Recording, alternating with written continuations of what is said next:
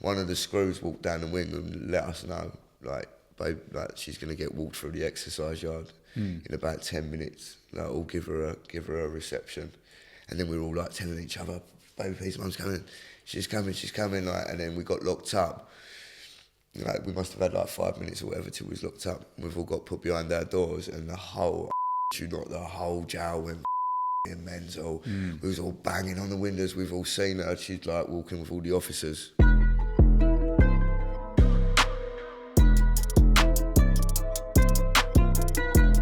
You're watching On the Edge. I'm Zach, investigations editor at the Daily Express. I've got with me today Danny Baker, ex-prisoner and trans boxing pioneer.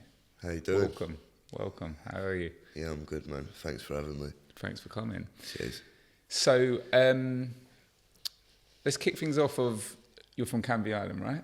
I'm from Canvey Deepest Island. Essex. Yeah. So tell me a bit about that. What was that like growing up there? Canvey Island. Yeah. It was fun, to say the least. Yeah, it was alright. It's a bit of a quiet place. A lot of people know Canvey Island has been a little holiday getaway. It's got the caravans and all that, but when you live there, it's slightly different. I suppose. It's just a bit more eventful. There's just a lot more going on that don't always meet the eye, and I was heavily involved in it. So yeah. Yeah, go on. When I say fun, that weren't the fun, but as a little person, it was fun growing up. We was running about, always allowed on the street and stuff like that. But yeah, as I got a little bit older into my teens, I got into the wrong things, and like I say, I was just over comfortable there. Yeah, it was just eventful. I got into the wrong things, drugs, running about drugs, and yeah, just becoming a bit of a little asbo, to say the least. So you obviously you're a little girl when you're growing up. Like, how do you view that part of your life now? It's weird. I don't ever look at myself as a little girl, that I was a little girl, because I always had this mindset, so I was always just Danny. Yeah. But in a sense of how I was addressed or on paper, yeah, I was a little girl. I guess that's interesting. That's how people said it to you, but it's not how you felt in yourself. Yeah. So, yeah, I went to school in long socks with them little holes in, you know, like the white socks that the girls used to wear. I used to wear them. I used to walk to school in a skirt. Yeah, Minnie Mouse swimming bags and all that, at swimming lessons. I was just like a little, I was meant to be a little girl, but there was nothing little girl about me. But I remember you saying like that you were like the best at football, like always getting older. You didn't want to be about that, right? Yeah, I was always like one of the boys. Even to the boys, it was like, if they was ever in trouble, they'd come to me. Oh, can you come and help me do this? It was my energy. I got into football before I got into boxing. I played for Essex. But yeah, I still had that boyish energy about me. I was on the pitch with loads of girls, do you know what I mean? Playing for a girls' football team. And like the girls would get bashed into or whatever, and I'd be like, you know, on the defence trying to look after the girls. But yeah, I ended up getting banned. And really? Yeah. And then didn't ever play football again. So, but that weren't the be-all and end-all. It served its purpose. I had fun. I was fit. And yeah, it sort of made me realise there was something really not right with me in a sense of my identity. How? Because I was just so protective over women. I grew up in an house with my mum and my sister. So yeah, I just had that boyish way about me where I wanted to look after the girls rather than kick a ball at them. Do you know what I mean? So it was like, yeah, I just started finding out my identity as I grew. Because I mean, you're a similar age to me. You sort of grown up in like the early 2000s and what have you. Yeah, it was like there wasn't really the awareness of like trans and stuff today. Like, do you remember like how thinking or feeling about it? Because you didn't really have frames of reference for it was mad. So this is a massive factor of how I ended up behaving. I just felt like I was a little monster. I felt like I was the only one of my kind. That there was not a single person I could have looked out the window and been like, oh, they're like me. Or that I could have thought of in my head. There was nobody trans in Canvey Island. There was no one trans in Benfleet or any surrounding areas. So I was really the 1%, and it was hard. it was hard, but it was good. Everyone loved it. Everyone loves me for being me, and I've been quite lucky in that sense. So yeah, I was just a little one-off. I realised I was different, and it made me frustrated as I got older because I wasn't like everyone else. But yeah, it wasn't why I went off the rails. Why I went off the rails was like my home life with my mum and dad, watching my mum struggle a lot like a lot of other people in our era. So yeah, watching my mum struggle and my dad being quite violent, that's what sent me off the rails. Weren't to do with being trans. Obviously the trans thing was difficult. Give me a bit of an ego, to be honest with you, because I was the only one. I know that sounds bad, but it did. It made me that 1%, and for that, everyone knew me for it. Yeah. And I got in the wrong crowds, I got into the wrong things, drugs, selling drugs. And yeah, I just run with it. Does it frustrate you that people focus in on the trans thing when they're trying to tell your story? Because actually, a little bit. It doesn't frustrate me. We live in a world now where it's all about content creators and who's got the best content and who's got the best story.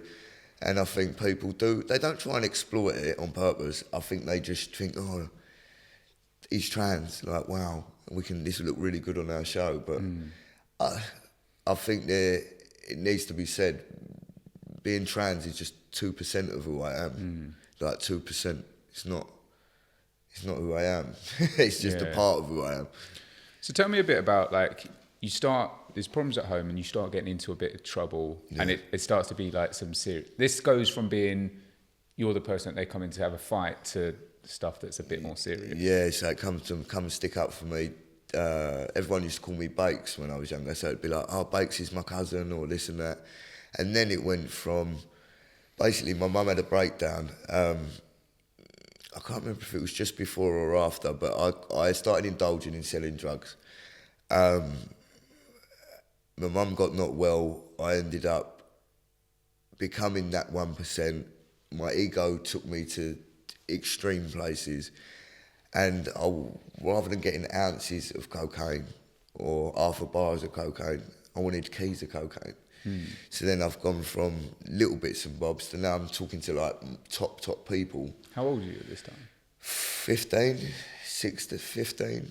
So just going back a bit, how does it start? So I just got in the wrong crowds. Canvey Island's a very small place, and it's a place where a lot of people come down from London, and they see it as a place where they can run rings around it, because in London there's so many gang-related things, and there's this one selling drugs and that one, and it makes it difficult for each other. But if you come out the area and no one knows you, you can run riot. And that's what happened, basically. But no one can run riot with me, and they never have been able to. So rather than try and run riot, they hit a brick wall with me, and it was a case of, we've got to have a conversation. And what can we do together? So that's what happened. I ended up just making bonds with not the wrong people, just making bonds with people that was doing that kind of thing. I was trusted a lot. I was always fighting. No one could ever hurt me or take a liberty with me. So I was very trusted with drugs. I didn't have the money to buy drugs at first. I was getting given it. So then that's how I made my money, turned it over, and then I was picking up with my own money. I don't want to say any names, but there's a lot of people that I've worked with that if I said their name, they've already got documentaries about them. They're already big faces. Yeah, they're already never getting out of prison. Yeah, not in Essex. I'm never going to say their names, but there's some really big names and well-known people that have done some naughty stuff that I was involved in. And again, I just run with it. My ego grew me wings, and I just felt like I was above everyone. I felt like I could control everyone. I was a dangerous person, to be honest with you, believe it or not, but I was. So you're selling, are you selling this, is that it going to holiday makers and that kind of stuff? No, just it was like people in the area, people's uncles, people's aunties, people's mums, people's dads, then it was the people, then it was the sons, the daughters, so it was weed, cocaine, ecstasy, and then it went to a different extreme and people wanted to start trying to get me to sell crack and heroin. But again, I could never be exploited to that degree. I could never be told what to do. And even though I was a little bit naive, I know that's where it had to stop for me, because I didn't want to poison people to that level. I didn't want to poison anyone anyway, but I was never going to make anyone heroin addicts where I was from. But yeah, I did end up going obviously to prison. I met my co-D. Me and her started selling drugs backwards and forwards from London, all around East London to South London, back to Essex. Again, just doing dangerous things, playing stupid games with stupid people. For stupid prizes. So, is there anything that you reflect when you look back on it? You're like, that was nuts. Yeah, the whole thing is nuts. Like, I can't even put into words now, sitting here talking to you and to paint a picture for everyone else. But I was a dangerous person. My mind was dangerous. I had no reality. I didn't care. I believed that we was all born with the same skin and bone. It don't matter how big or small or whatever. It's all up here. And if you want to do something, you can do it. And I become very violent and very controlling and very egotistic. And you wouldn't believe it, because I'm standing here at like 5'8", about 65 kg, but I'm telling you, I had a lot of control over a lot of naughty people.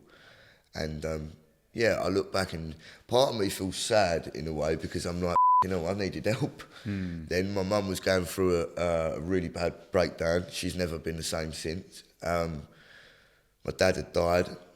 I was at home all on my own from 8 years old when my mum and dad broke up. That was when it started. That's when my little Ed went left. I'd gone from having this home life, all mum, dad, sister, both parents working, lovely house, to watching my dad be a bit violent with me mum, quite a lot violent. My sister's obviously 6 years older than me, so she was out with her friends just to get out the house, and then it's just me in there, little 8-year-old, watching it all.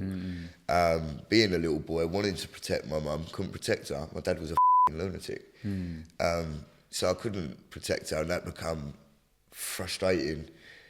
Built up all my emotions, and then I took it to the street. Basically, I was always on my own from like 6:30 in the morning till 6:30, 7:30 at night when my mum would come home. My mum weren't a bad mum, she's the best mum in the world. She's done what she can. She was a single parent at that point. She had a big old house. She had a job that weren't paying the rent, let alone getting us food. We went from having everything to having nothing. Like, to me and my sister fighting for food. It's tough to take. Yeah, food, just food to eat. And so when you started selling, I guess you were providing for the family in a as way well. for myself, yeah. Me and my mum's relationship we were so close when I was younger, but we sort of come away where she was too focused on going to work and getting up and pushing through, and her mental health was deteriorating, and I was getting more violent and more erratic and more dangerous. And we just sort of separated our ways. But I wanted to, when I went football, I wanted to play football for years. I couldn't, because I didn't have football boots. I didn't have what everyone would wear. I didn't have the shin pads. And my mum wouldn't have been able to get that for me. So again, rather than moan at my mum and do the usual, oh, everyone else has got it, mum, I would never do that to her. I'd never make my mum feel like But again, it just kept so much contained inside me. Sorry, I just spat everywhere. So much inside me that it just made me angry and sad and frustrated. So the drugs, I didn't sell drugs to be, I don't know, anything major. I just wanted what everyone else had. And then it got out of hand. Yeah. And then, when was the first time you went to prison? I think I hadn't even turned 18. Just before I was 18, I went to Holloway, the YOs. Must have been just nearly 18. Went there, and it was so funny because I lived in Essex in Canvey Island. I didn't even realise there was, like, this sounds stupid, but I didn't even realise that there was prisons, women prisons in the UK. I'd never come off the island, off Canvey Island. So when I was in the sweatbox on the way out there, I thought, we're going to see what you're about now. Then as soon as I got in there, obviously I was always boyish. Before I transitioned, I was always a little boy. My energy was always boyish. I used to have long hair, but it used to be all plaited up. And I went in there and I thought, I'm going to end up fighting everyone and it's going to be horrible. And as soon as I went there, all the girls was whistling at me and that. All like, thought they'd hit the jackpot because someone boyish has come in and obviously they're all banged up with a load of girls. And so again, it was just a bit bittersweet. Yeah, it was like, gave me the love that I feel like I needed. Wow, so it was like a positive experience. Weird, yeah. Time. Yeah. I feel like it. Yeah, I feel like people talk about jail and there's so many bad people in jail, and all right, there probably is a few, but not everyone in there's bad, mate. And I've said it before on a podcast. Not everyone's bad in prison, and not everyone's good that's in church. Yeah. So it's like a lot of them women took me on as like their son. A lot of the women wanted me to be their partner. Like, it was just mad. It was, everyone's treated me like a boy. And this was before I even knew what a trans person was. Really? Yeah. So did that help you to understand a bit? Yeah, it just made me warm to myself and warm to who I am. And it's okay to be boyish and people are going to love me still. And I'm not this monster.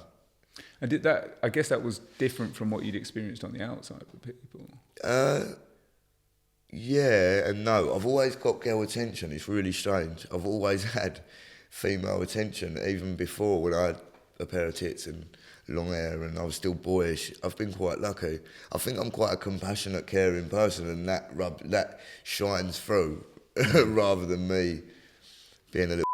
So, yeah, it just sort of slowed me down, humbled me, and comforted me. And so you come out. So what was the first stretch you were in for?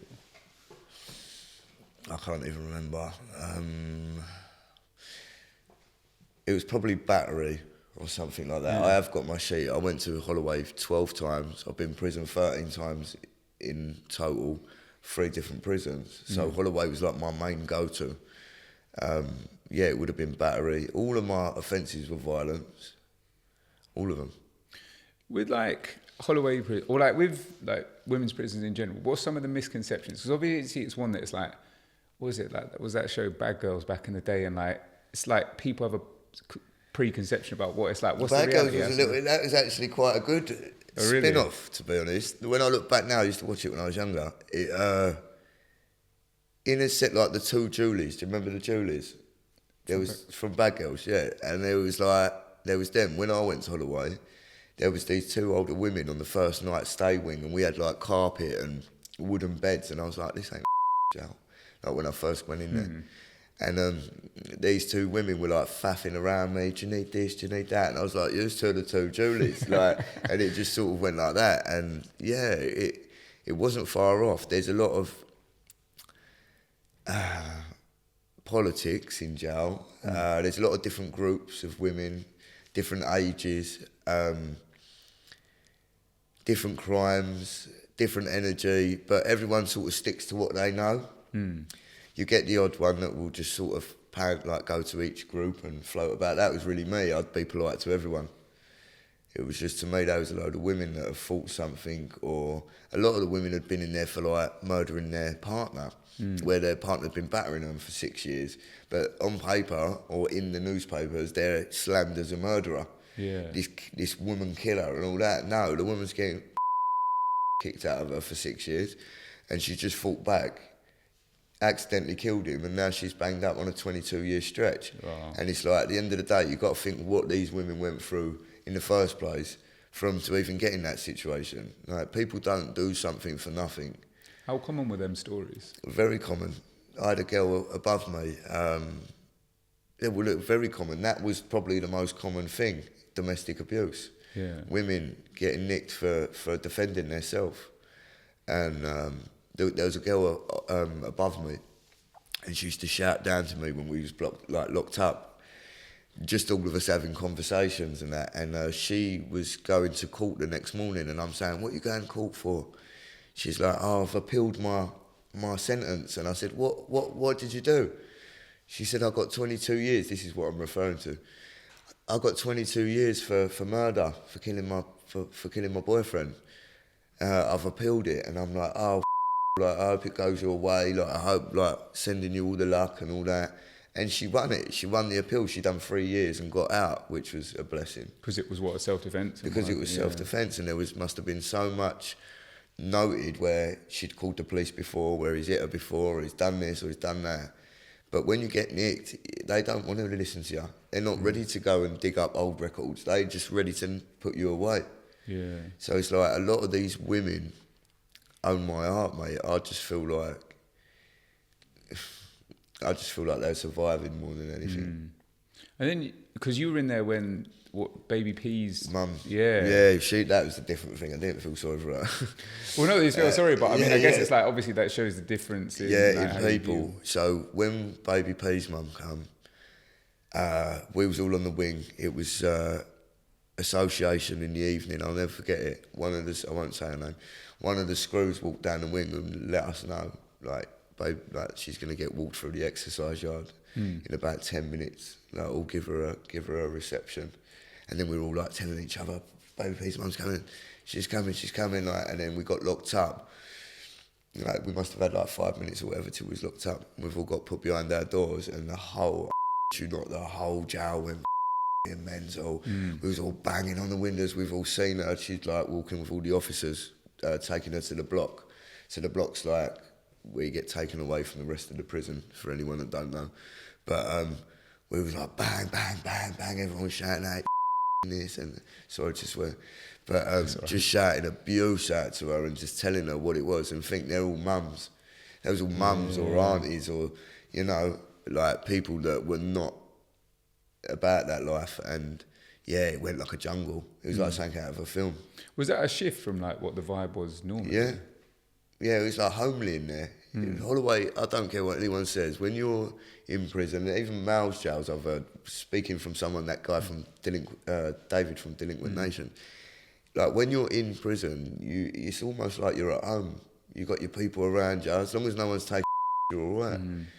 It was quite homely prison until she got walked through. Then it went animalistic. Yeah.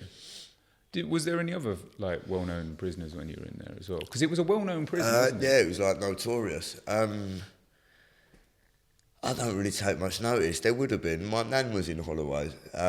She was actually in the cell next to Myra Hindley before they used to segregate them and put them down the block.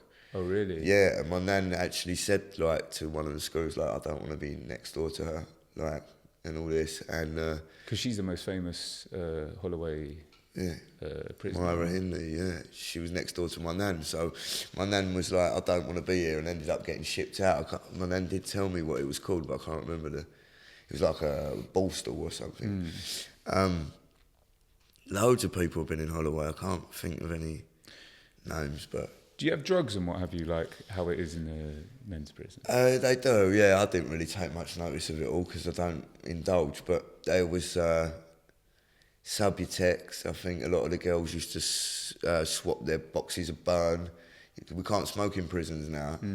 I think everyone's on the vapes now.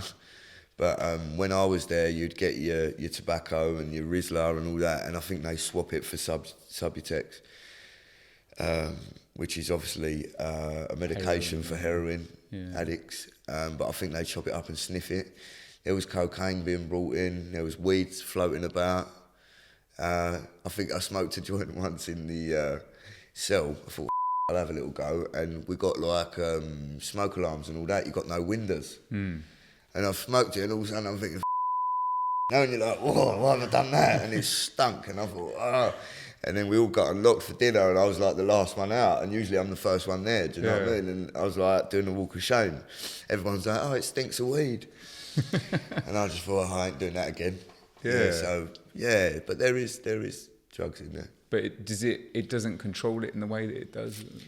I don't think it's as bad as in male jail. I think in male's prisons, I think they do better in there selling drugs than they do on the road, because they're like selling it. They're selling tobacco for like £1,000, £500, phones for like 1,500 quid that are like that big. You can get for 30 quid up the road. So like.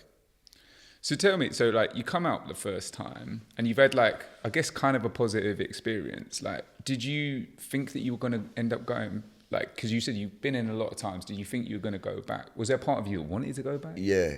A part of me wanted to, that's why I went back. I basically used the prison system to my advantage. My mum had a breakdown. She locked the flat up, and I was staying here, there and everywhere, basically, with people that I was working with, selling drugs. They had kids and things like that. And it just, slowly, I just started taking 2 steps back, and it was the kids that done it, because I just kept watching them and I'm thinking, like, I'm a broken kid. Like, not from having drugs in my house, because we never did, but just from my home life and from what went on at home and what we went without and stuff like that. So when I was seeing these kids and there's people coming in and out picking up drugs off us, or we're getting raided by the police and the doors getting run through and there's 20 coppers standing in their living room cuffing up their mum and dad, I just thought, I don't want to be involved in this, man. I don't want to affect a little baby. Like, I'm still an affected baby now. So yeah, once I'd been back to prison a few more times, I thought, no, they're taking me back. Like, it's like I'm getting a cab home. Like, I was just in the system. So once I realised how easy it was, I'd just go out in the street, have a bit of a turnout, make as much noise as I could, and got took back. Wow. So it was literally you're thinking, yeah, I need to cause I a need fuss. to get away from these people, and I need to stop pouring into this toxic cup and affecting who's around me, because I was never actually a bad person. I never was a bad person. I've always been soft. I'm soft as but I had that survival instinct, and I had that little ego, and I had that little fight in me.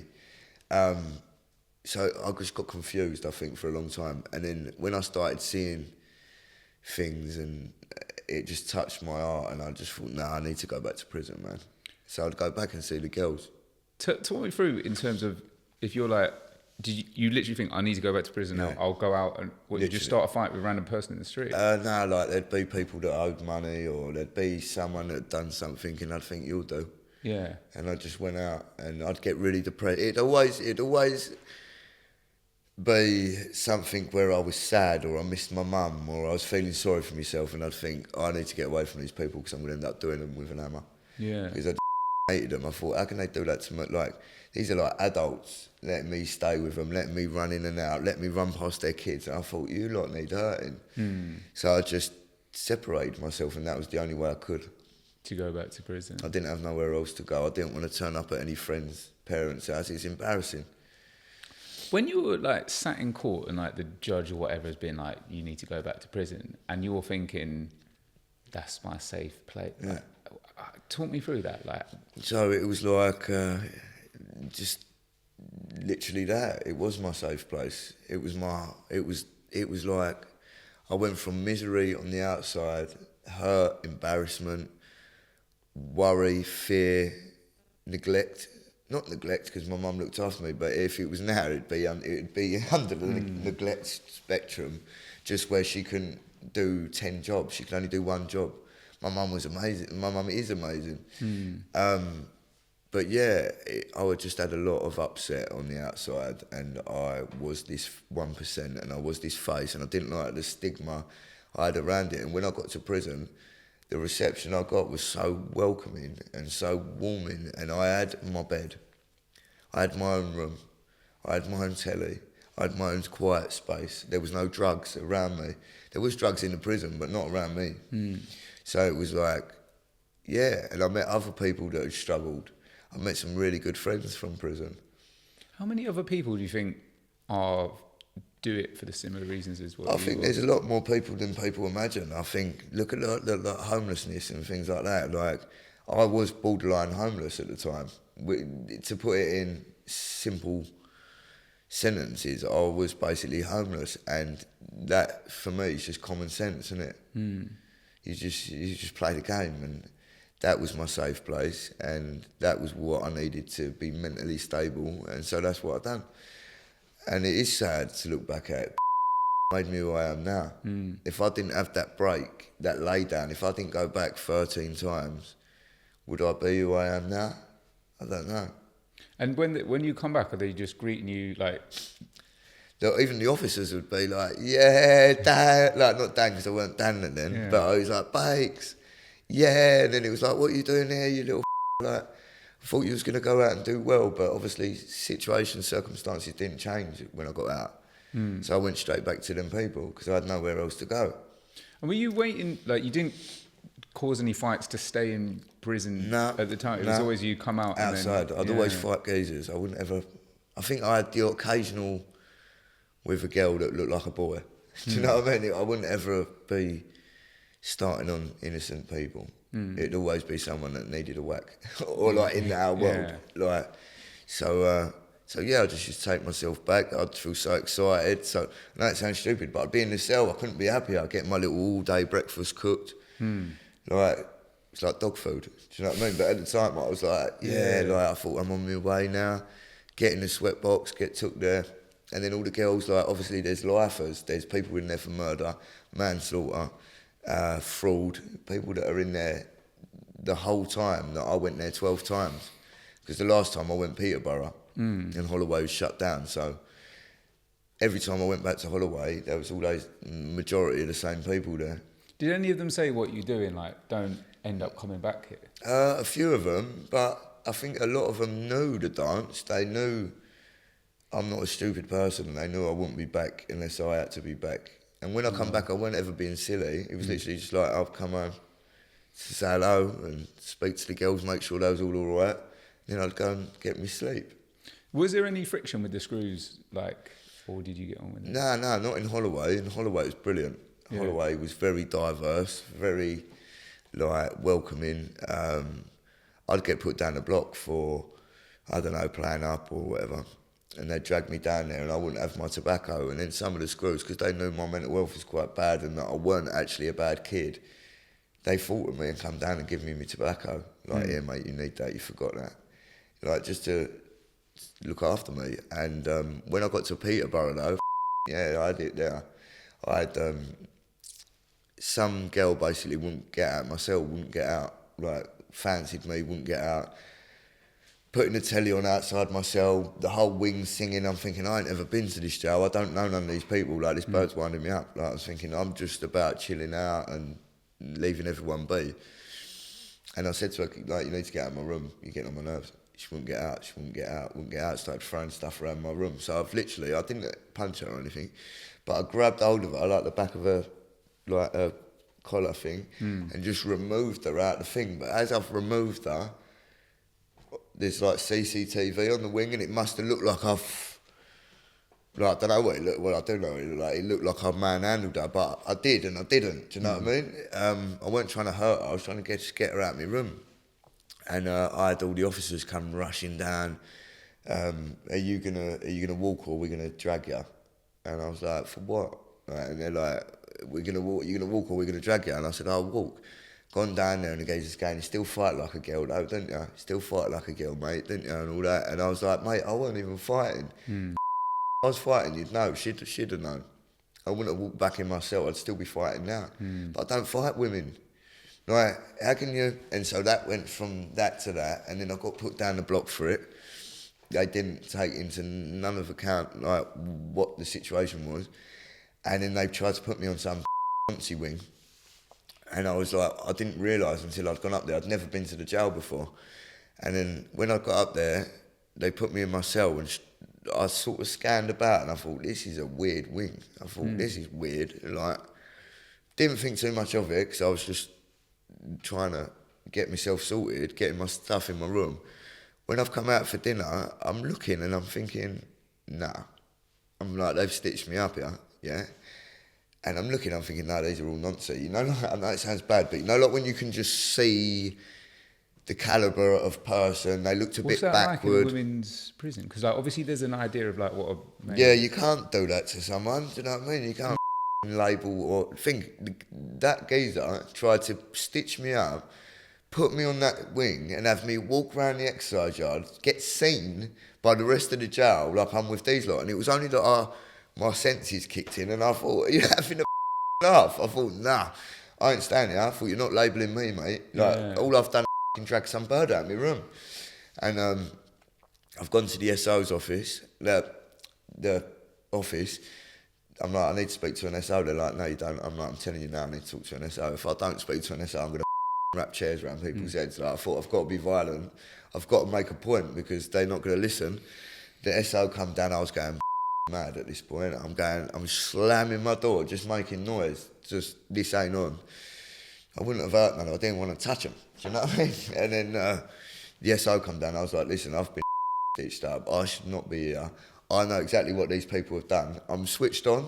Like, I'm not like. And the geezer's been mocking me down there, telling me how I don't fight like a girl, how I still fight like a girl and this and that. And she went, no. She went, you're right. You shouldn't be on here. You shouldn't be on here at all. She was like, we're going to move you right now. And she got me moved back onto the other wing that I was originally on, which was an enhanced wing. I weren't a bad person there. I grew out of all my fighting and that. But yeah, the geezer took the and he actually was, sorry to carry on, he was in Peterborough. There's a women's side of the jail, and then there's a man's jail on the other side. He actually worked in the man's jail. I think he must have been winding people up, got battered, and then come to work over the women's. And he was also at night, I could hear him with his keys, walking round at night. And it was a private jail in Holloway. The night officers couldn't open the doors. I could hear him opening the doors to the girls. What, and going in to do Going some in there, badness? yeah. Going in to do what? Exploit them sexually, like. He's a animal, the geezer. Does that happen? Is that more common than what people realise? Yeah. In Downview, there was a lot of that as well. I think one of the governors, you know, like you have the screws, you have the SOs, then you have the governors that's like the top. They got caught sleeping with someone in the library, bringing in little bottles of Jack Daniels and bits of weed and stuff like that for sex. That's nice. So, like, did that happen with officers at every prison that they would go around and? I didn't. They hear couldn't do it at Holloway. Yeah, I couldn't hear it in Holloway because the night officers couldn't open your doors. But would there still be relationships between the guards and the prisoners? Maybe. I just didn't really notice any of it then. But in Downview and Peterborough there was, and in Peterborough it was a private jail, so that's probably why they could get in. That's messed up. It's disgusting. And think these are people's daughters or whoever's mums that they're thinking, oh, it's bad enough they're in prison. They don't know, like, they're getting exploited. Like, I wasn't even allowed shower gel. The geezer wouldn't give me shower gel. Like, that's against human rights, do you know what I mean? But he's all right to go and get back. Yeah. It's just. And then I guess people don't want to report it because they're like, because They don't want to be grassy. They don't know what's going to happen to them. Like, yeah, it's just awful.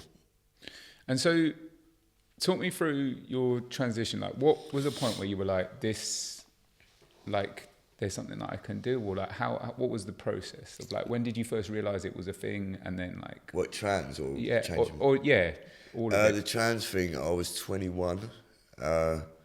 I had an ex-girlfriend that obviously sat me down. She's like, look, you're not a monster.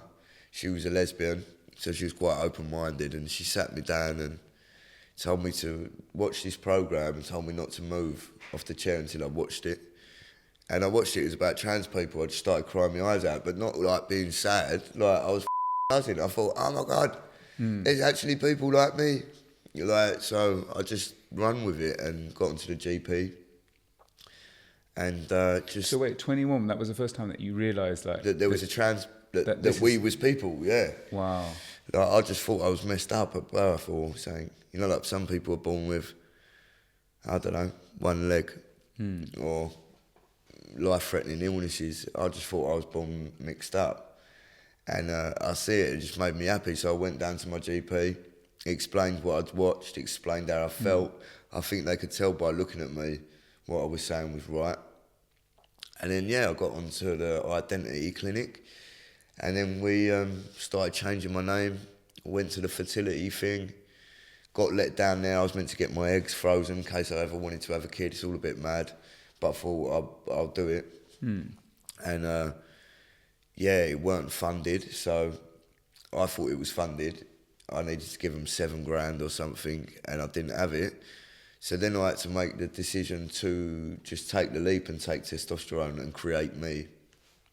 Wait, so just to explain that a bit better. So when you've been diagnosed on the NHS, but then they tell you we can't give you the money that you need to... Basically, yeah. So I it's all my transition's done by the NHS. The NHS were basically guiding me through, explaining to me what to do. You change your name first. No, you have a load of assessments by loads of doctors, then you change your name, then you go to the fertility, then you get on the testosterone. But I was told it was all funded. When I went to the fertility clinic, I was so excited, even though it was a weird get-up, it's a weird scenario, but I thought, this is me, and I've just got to stop asking questions or whatever and just run with it. And I always wanted to be like a dad, do you know what I mean? So I thought maybe one day that could potentially happen. Got there, the lady said, no, sorry, we need $7,000. And I was like, what do you mean? I said, this is all meant to be funded. No, it's not. So then I've gone back, heartbroken, but like firm in it, and then just thought, no, just create me. So that's what I've done. And then when I went back to my gender clinic, I told them, obviously, I've started the testosterone, because you have two different doctors at the transgender clinic. And when I went back about a year after, like, the geezer said to me, oh, right, so how, like, this is where we are, you've done this, you've done that, you've had your fertility done. And I was like, no, I haven't. And he was like, what do you mean? I said, it weren't funded. I went there and it weren't funded. He said, yeah, it should have been funded. I'm like, please do not tell me that now. I've been on testosterone for a year. Wow. So then now, at that point, I thought, I'm not stopping taking testosterone, because then I'd have had to have a period, and then I'd have had, look, it sounds mental me even saying that. Then I'd have had to reproduce, and I thought, I'm not doing it, man. So there's not going to be any little Dannies running about. Thank God. What's it like when you take testosterone for the first time? The first time, nothing really. It's more like just a mental buzz. The only way I can explain it is, you know, like bodybuilders, when, I don't know if you've ever jabbed up in the gym. Wait, like testosterone. Wait, so having a shot of testosterone? Yeah, right, go on. Right, so I used to take, how much was it? I think it was over 1,000 milligrams at a time in my by the doctor. Yeah. And it used to just make me go bosh. Like, I used to feel like I was, Like everything was pumped up, really like heightened. just, Like, I felt amazing. I felt like Superman. I felt like I could pick a car up, but then it would slowly, over the weeks, die down, and then I'd become normal. Yeah. And then, it was just like it was just a mad cycle. It's just like getting done with a load of test. Right. So you just feel like whoosh. Yeah. And confident and like fast, and you feel like you can do everything, and then it just slows down. It was like 12-week cycles I was on. Yeah. Then it started wearing off gradually, so then I went on to like a 11-week cycle, then a 10-week cycle. I've been on it now for over 11 years. And how, like, did you feel yourself like changing? No. You were just still the same, but it was like, it was just it was like a physical thing, or like, how would you explain it? With me, it wasn't even a physical, because I was always quite slim, like I am now. I always looked like I am now. I just had long hair. Like, I suppose if I knew what I knew now, I don't know. I was already this. So I think I only started taking testosterone because I was one of the boys. And I was like the main boy, do you know what I mean? Like, and then I was like ringleader, but then them boys grew into men, and I still looked like a little boy. So I thought, I need to do the testosterone and try and grow into the man that I am. And they ain't even done that. So I don't know. Yeah, it's just made my voice a bit deeper. My Adam's apple. I already had hairy legs because I grew them myself. I don't know, it didn't really change me. I was already changed. But for some people, it will, I think. Yeah. I think I'm just a one-off. I was just already built in. I was already Danny, I think. Yeah. And in terms of like the name and like what, were there certain things that you went through? Because obviously you felt like, or like you already are that person, but then there's certain things you're changing, I guess, for the outside world. Yeah. So I had to change my name. I changed it to Danny.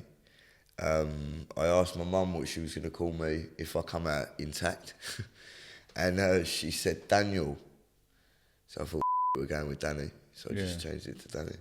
It was Sarah. Oh, really? Yeah. Yeah. It's mental, isn't it? Yeah. Yeah, so, it was Sarah Baker, and then we got rid of her, and then we brought Danny in. So now it all just makes sense. I think anyone that's ever met me is like, Daniel's always Dan. Yeah. It'd be weirder now if we was calling you Sarah. How do you look back on yourself, like, from that? Or, like, that... Because you said she's gone. Like, yeah, I say you feel she. like it's a different person? Yeah, but I don't even feel like I was a she. I say she because I was a she... The identity, or...? To everyone else. Yeah. But even to everyone else, I think I was always boyish. I always got a lot of girl attention. The boys never used to want to fight me or never used to want to play football against me. Do you know what I mean? I was always quite a big energy. Maybe, I don't know, maybe it's just sculpted me slightly into more of a man. Yeah. Yeah. I suppose I was like a tomboy before. And what, like, after you've gone through the transition, like, with prison, like, what was your kind of, like, time frame? Like, how does that map alongside being in trouble and what have you? It calmed me down. Yeah. It calmed me down. It gave me something to be excited about. It showed me I am going to have a life, and there is this door that hasn't been opened yet. And I was just excited to open it and walk through it, to be honest. It was just like a new realm for me to be able to go and run around. I was depressed for a long time. I was very toxic. I was very dark. I was very violent.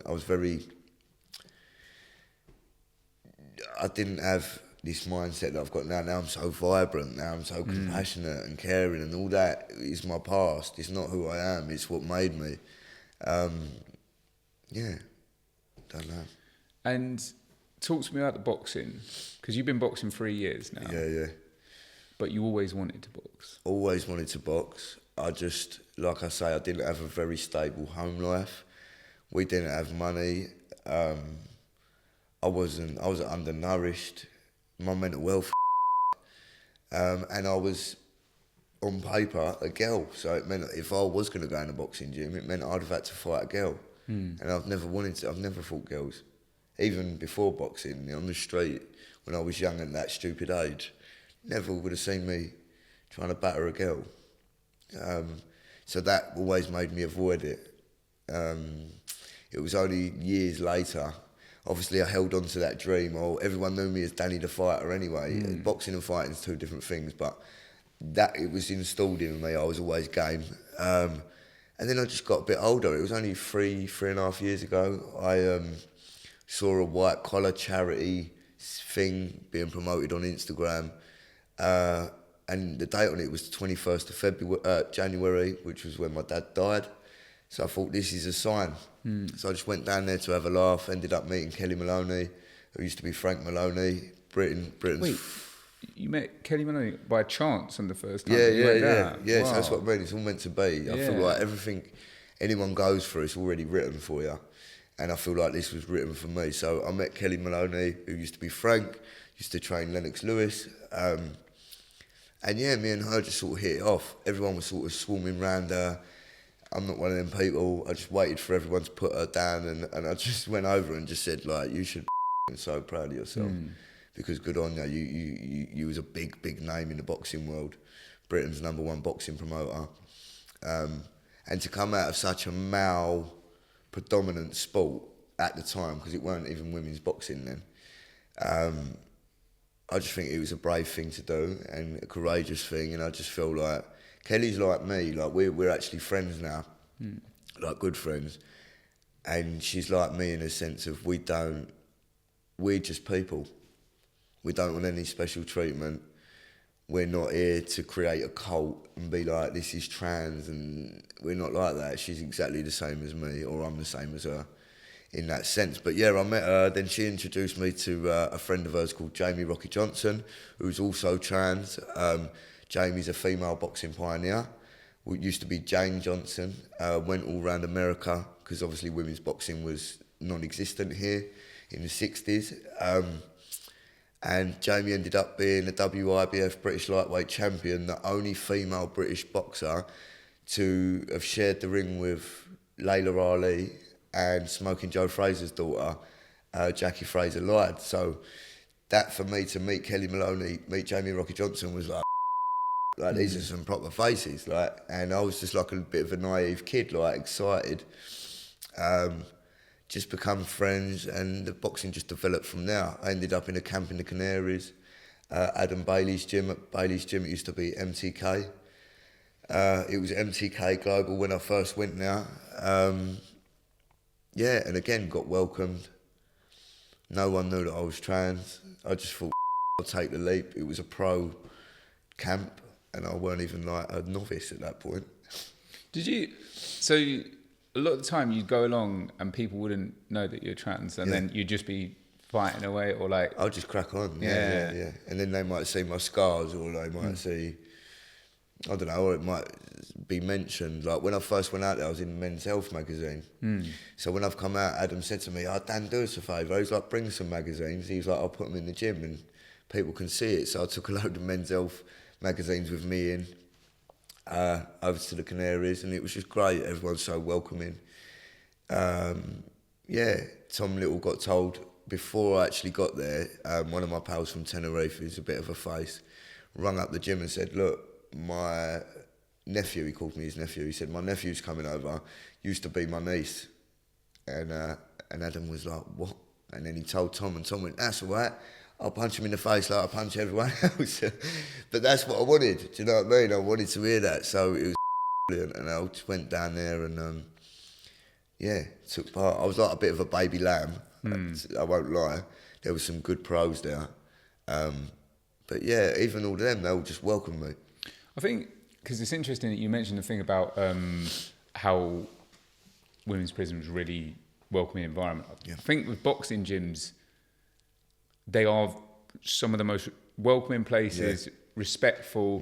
Like there's a misconception. I remember I was doing this story about like a boxing gym that had opened on a council estate. They had all these protests. Why are you teaching people to fight? And then it could have been the best thing. They brought them round and they were like, "Oh, actually, this is brilliant." And that people don't necessarily understand what those places are like and what the people are like and what boxing teaches. Yeah, it's just so much. There's so much structure and respect and bonds and health.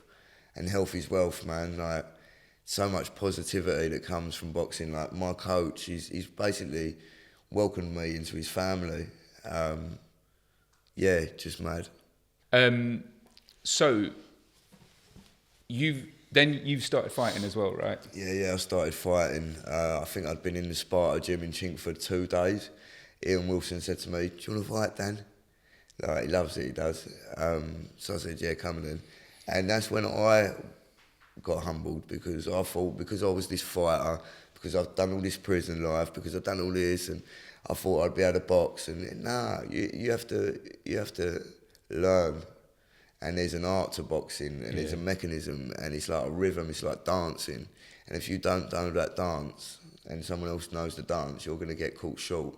So, I went in humbly, and I didn't go all arms blazing first, but I started sparring, and that's how I met my coach, basically.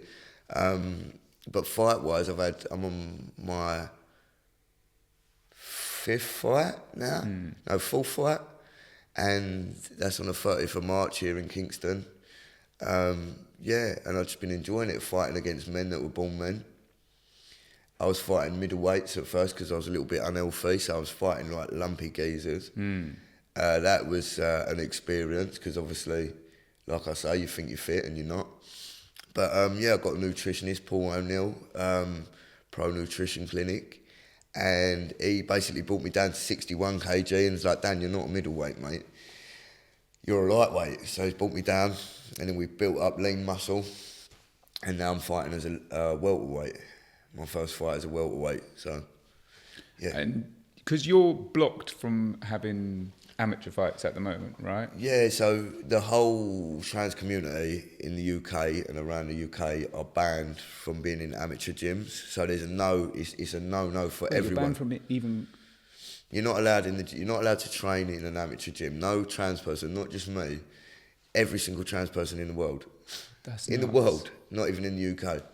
So what we've done is, I've been extremely lucky to be welcomed on the semi-pro scene, the unlicensed scene.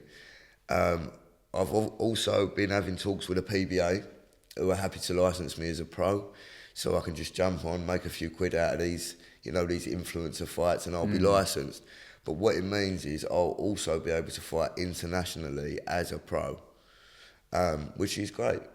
And where I'm aware that we can't open the gate for everyone, I'd love to. If I could, I would, but I can't. It's not my job to do that.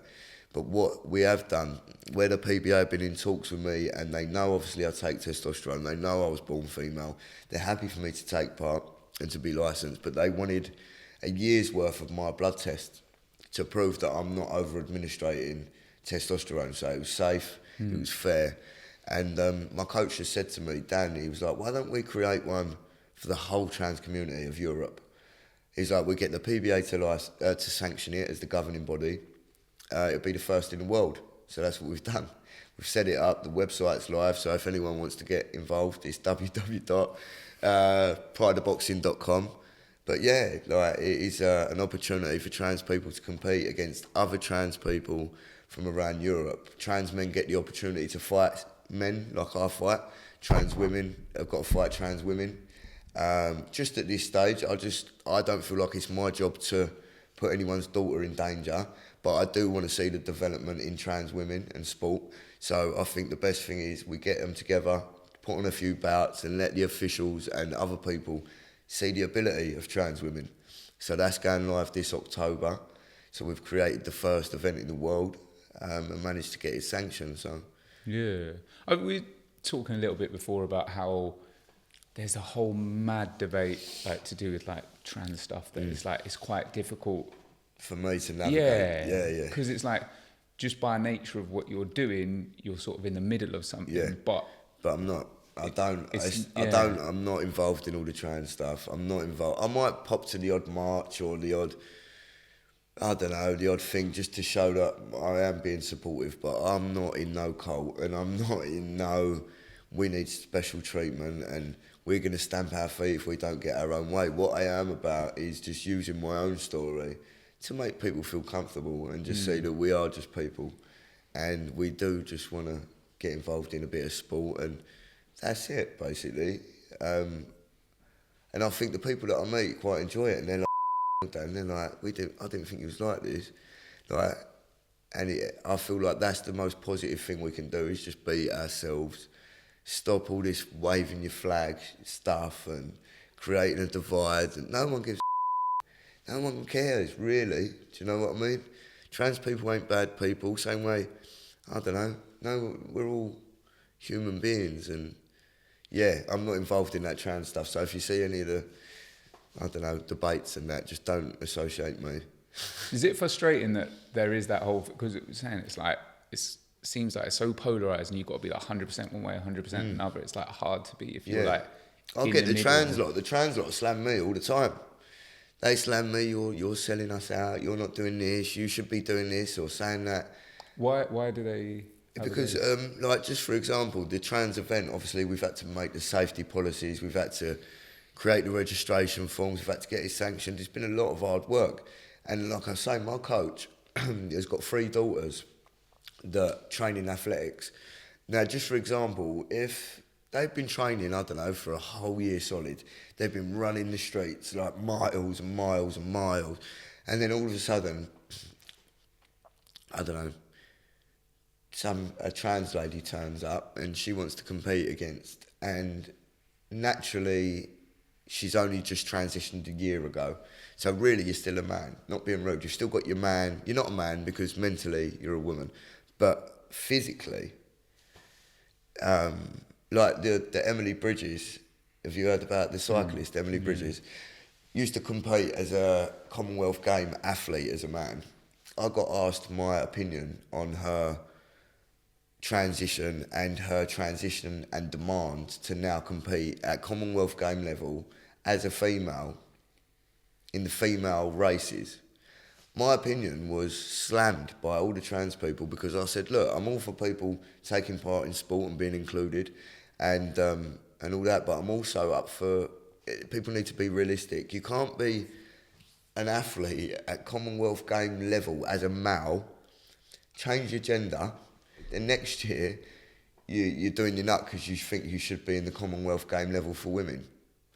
No, you've got to slow yourself down a little bit. You've got to let the estrogen work at least 4 years before you lose your male structure, and then go and compete. You can't just decide, oh, I'm competing here, then I'm going to change my gender, then I'm going to go I've won at Commonwealth game level in the men's, now I'm going to go and smash the girls as well. And because people are uncomfortable with it, not because they're against it or trying to shut a door on Emily, because I'm not. I'm all up for athleting. Do you know what I mean? Yeah. But when there's strength involved and unfairness and a lot of other trans people that are fighting their way to get in the sport, and this person just feels like it's their entitlement to jump over, I just think it looks like a circus, and you're not respecting the women that have been training. I don't know, it's just a bit of a minefield, but the trans lot all went mental at me. I had Emily's mum messaging me and that, telling me I'm embarrassing the boxing world and I'm embarrassing this, and I thought, number one, your daughter's a cyclist. Number one, your daughter's only been your daughter for a year. Yeah? Sorry to laugh, but I can because I'm trans. But give things time, let the sand settle, and then go and take part. Because, yeah, Emily should still be able to compete. Of course. She's an athlete. But you need to let the world sort of move with you a little bit. You can't just demand. When there's been these sports and these athletics things set up for years on end, you don't just get to... It's like me going, oh, do you know what, I want to change back to Sarah and go and play netball. Like, everyone's going to be like, what? Do you get what I mean? It's not fair. Do you think, because I wonder, it's like, it's a deeply personal thing, isn't it? And it's like, emotions are involved. And then it's like... Please do not get me wrong, Emily Bridges is absolutely amazing individual. Like, I'll never take anything away from her, so don't feel like that. But this is why I get stuck in the web, because I will always talk the truth and I will always say the fair opinion. But, yeah, you just got to be realistic, I think. I mean, one thing that is nuts is, like, a whole category of people being banned from gyms, right? Yeah, amateur clubs, that's all. Amateur clubs. And don't get me wrong, I have spoke to a few trainers and stuff like that that have welcomed me, and I've messaged them and said, look, am I all right to come and do a bit of training? Like, I won't get involved, I'll just go and hit a bag. And they're like, yeah, Dan, sweet. Everything's just about communication, and I think the world will develop with it. Like, I don't think you should listen, like, you shouldn't just stay away from gyms, and you shouldn't not ask, but you shouldn't be told you're banned. Like, it's all a bit, just communicate, I think, and the world will develop. You've been watching On The Edge. Remember to like, comment and subscribe. Big thanks to Danny Baker. Thanks a lot. Thanks for having me, man. Thanks for having me. Good luck with the fight, yeah? Sweet. Well, if any sponsors want me, shout me. Thank you. Cheers. Sweet.